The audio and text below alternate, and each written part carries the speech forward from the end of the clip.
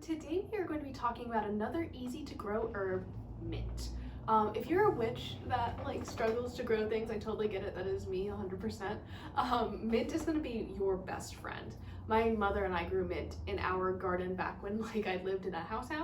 And every year in the spring we would have to go and start ripping out the undergrowth and stuff because it had just taken over, even though we pared it down to such a tiny little plant.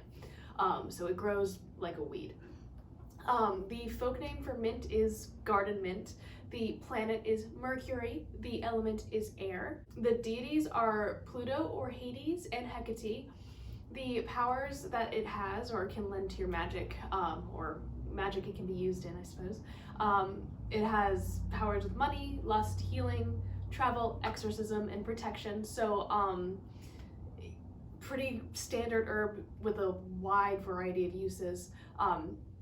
Some of the magical uses it has are healing headaches, so that's cool. Good luck in travel, promoting lust, ooh.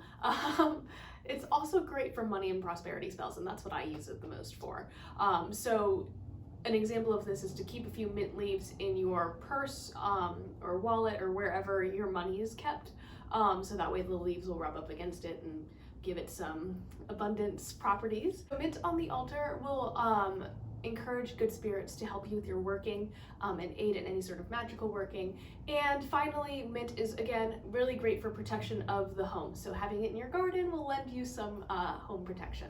I'm really excited about mint. I just love mint plants. And there are tons of varieties. So if you're looking, maybe you don't want just the common mint, there is spearmint.